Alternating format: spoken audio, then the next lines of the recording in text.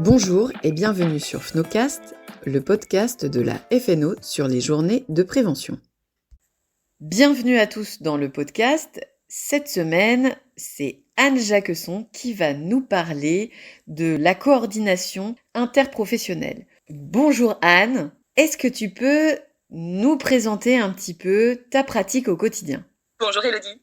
Alors moi je travaille exclusivement en libéral actuellement après plusieurs expériences en salariat et à l'hôpital. J'ai travaillé en CAMS, j'ai travaillé en IME, en CESAD et en coordination avec pas mal de structures hospitalières. Et là depuis quelques années je travaille exclusivement en libéral mais en exercice pluriprofessionnel. Ça me permet de retrouver justement ce travail en équipe que j'appréciais beaucoup en salariat.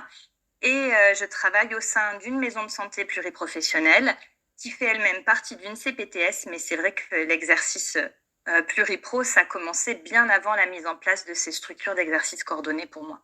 Est-ce que tu peux nous dire finalement comment ton travail a changé, qu'est-ce que ça t'apporte dans ton quotidien, cette relation interprofessionnelle ? Alors je dirais que l'avantage principal, c'est d'abord de mieux connaître tous les professionnels de santé qui travaillent avec mes patients, avec lesquels on travaille tous ensemble.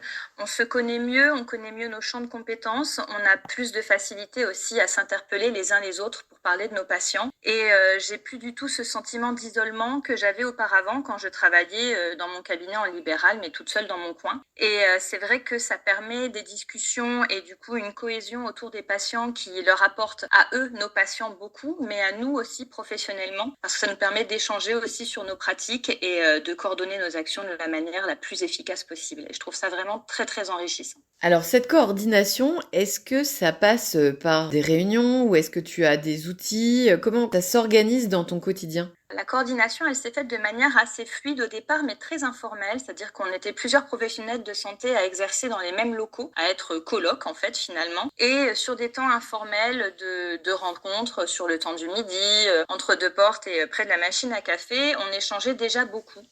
Et ça restait pas du tout officiel, mais déjà très très riche. Et assez vite, on s'est dit qu'on avait besoin de temps d'échange et de formaliser un petit peu cet exercice coordonné et pluriprofessionnel. Donc, on a mis en place des réunions d'échange, des groupes de parole aussi sur des thématiques un petit peu plus particulières. Et puis, assez rapidement, quand on a pu formaliser, on est passé en structure d'exercice coordonné. Donc, pour nous, ça s'est fait en maison de santé pluriprofessionnelle, ce qui finalement n'a pas changé grand-chose à notre fonctionnement, si ce n'est que cette fois-ci, c'était organisé, formalisé et rémunéré. En termes d'outils, on a des réunions régulières, comme je te disais, des groupes d'échange aussi de professionnels. On organise aussi des ateliers avec nos patients. Puis en termes d'échange, tout est un petit peu... Enfin, tout est facilité et beaucoup plus fluide par l'utilisation d'outils de communication. Alors, en fonction des régions, ça change un peu. À certains endroits, c'est Medemail, à d'autres endroits, enfin, voilà, il y a plein de termes différents.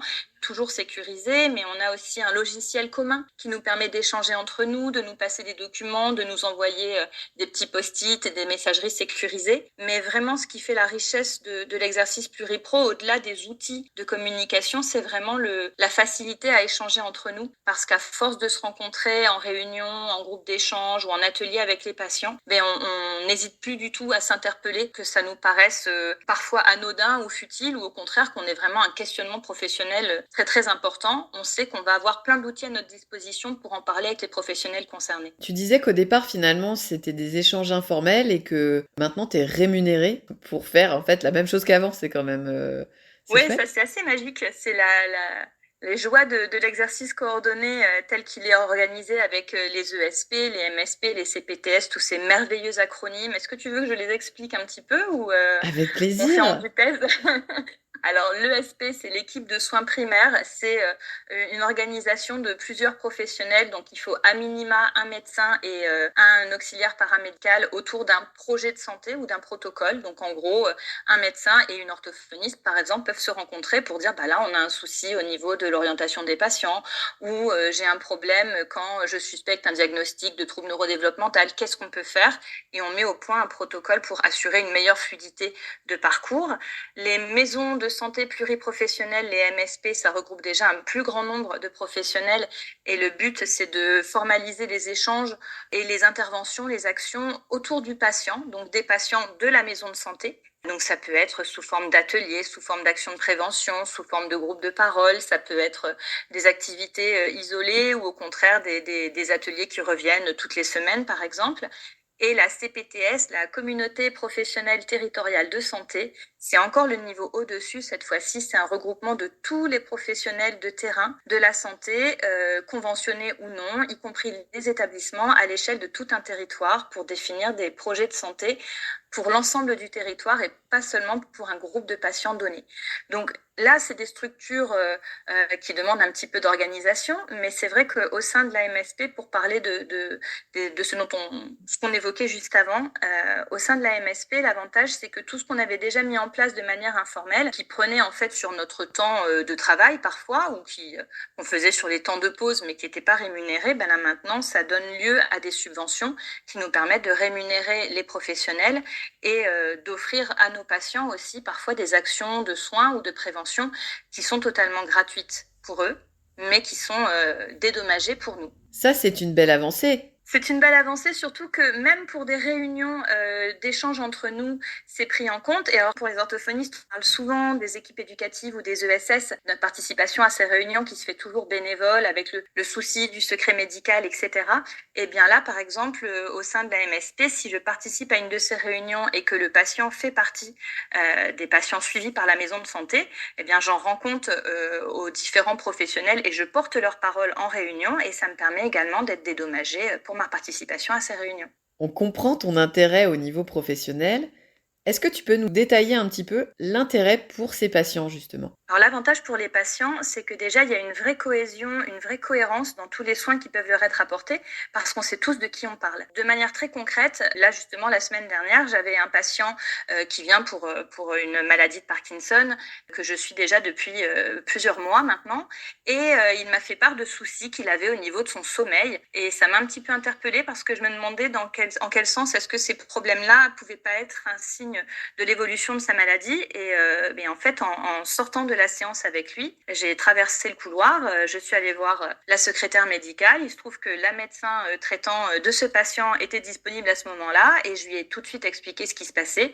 Dans la foulée, elle a rappelé le patient, lui a proposé un rendez-vous, elle l'a vu 2 jours après et effectivement, on a pu réévaluer le traitement médicamenteux de ce patient parce que c'était un signe que moi, j'aurais pas forcément pensé, elle le sait, et le fait de pouvoir s'interpeller aussi rapidement a permis de tout de suite pouvoir réévaluer le traitement médicamenteux de ce patient et éviter que des troubles s'installent qui auraient pu avoir des répercussions très très dommageables sur sa vie quotidienne. L'avantage surtout pour les patients, c'est d'assurer une bonne cohésion, une cohérence et une meilleure coordination des soins autour d'eux. Parce que quand on se connaît tous, on s'autorise plus facilement à échanger entre nous. On a une meilleure connaissance du parcours global de notre patient et pas juste de ce que l'on observe à notre petite échelle. Et ça permet vraiment de réactualiser en permanence nos objectifs thérapeutiques, que ce soit à moyen, à court, à long terme, et à le mettre en lien avec les autres suivis qu'il peut avoir. Et ça, c'est vraiment très, très riche. Ça nous permet aussi d'offrir à des patients des possibilités de soins auxquelles ils n'auraient pas accès avec un seul exercice libéral isolé.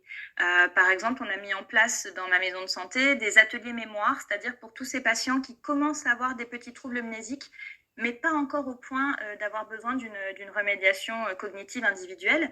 Avec une infirmière, on accueille entre 6 et 9 patients et on leur propose déjà de se réunir pour éviter la rupture de lien social, mais aussi d'échanger entre eux autour de leurs difficultés au quotidien et on leur propose des petits exercices et des activités plutôt ludiques autour de la mémoire, de l'organisation du quotidien. Et ça, c'est vraiment quelque chose que je n'aurais jamais pu mettre en place en libéral, même en exercice de groupe, parce qu'on connaît la réalité de l'exercice de groupe en orthophonie libérale. C'est quand même très compliqué, c'est très contraignant. Là, c'est beaucoup plus libre et ça permet en moyenne à 7-8 patients chaque semaine d'avoir des soins dans ce domaine-là qui correspondent vraiment à leurs besoins. J'ai vraiment une richesse à faire ce genre d'atelier avec l'infirmière qui a un autre regard encore que le mien. C'est vraiment des moments que j'apprécie énormément et en tant qu'orthophoniste et en tant que professionnel de santé en lien avec l'infirmière. Et pour les patients, je pense que c'est vraiment une opportunité incroyable d'éviter l'apparition de difficultés vraiment invalidantes au quotidien. Et une dernière question. Anne, est-ce que tu peux nous dire ce que finalement tu as dû changer dans ta pratique? Alors en bien et en pas bien, et Et c'est important que tu puisses vraiment nous partager ton évolution professionnelle avec cette nouvelle contrainte, en tout cas, de coordination interprofessionnelle. Alors c'est vrai que des contraintes, il y en a aussi, parce qu'effectivement, si on veut participer à ces temps d'échange ou à ces ateliers auprès des patients, eh ben, il faut effectivement dégager du temps pour ça. Le gros avantage, c'est que quand même, ce temps qu'on dégage, ben, c'est pas du bénévolat, parce qu'on est quand même très habitué en libéral à prendre beaucoup de temps en bénévolat et en plus de notre temps de travail direct auprès des patients pour faire des tas d'actions, mais qui ne sont jamais valorisées. Et là, c'est vraiment pas le cas. Donc c'est une organisation différente. Ça me permet aussi, en termes de changement, ça me permet de ne pas me positionner que comme orthophoniste.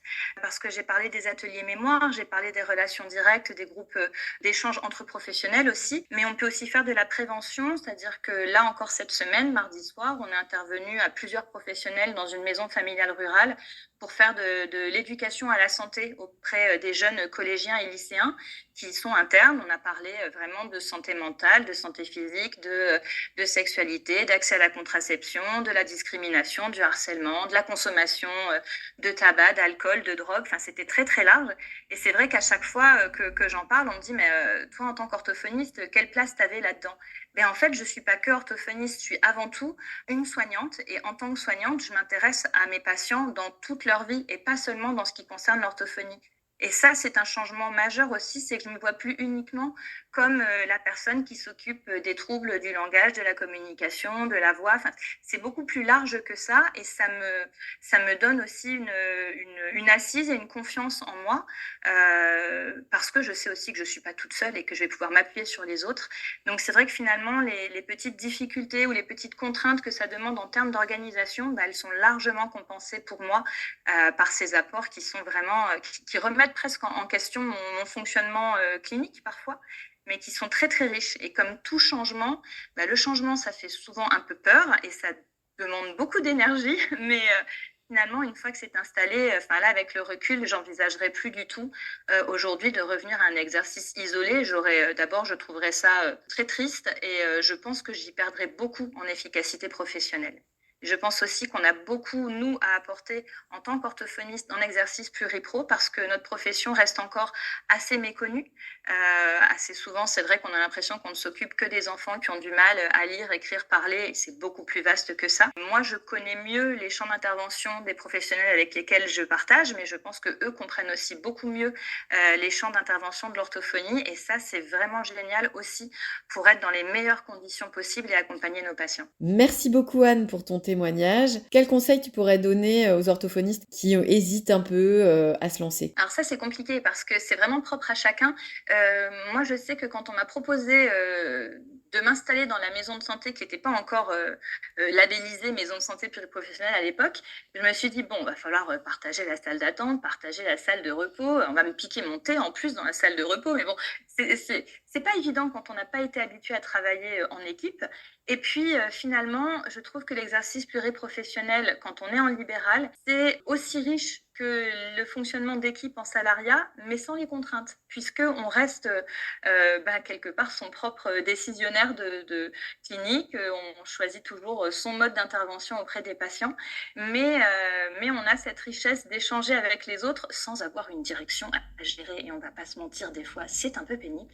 Ceux qui redoutent un petit peu le travail en pluriprofessionnel, j'ai envie de dire, mais lâchez-vous, parce qu'il n'y a rien à y perdre, et puis ça m'empêche pas non plus parfois de garder la porte fermée quand j'ai envie d'être tranquille et de dire non mais là aujourd'hui j'ai envie de me reposer, laissez-moi tranquille, on discutera de ça demain. C'est des échanges naturels avec les gens qui sont juste facilités entre professionnels pour les patients, mais c'est pas non plus envahissant. On peut toujours choisir nous la place qu'on veut laisser à cet exercice et à ces échanges. Merci beaucoup pour ce témoignage Anne et à bientôt sur la FNO. Merci Elodie.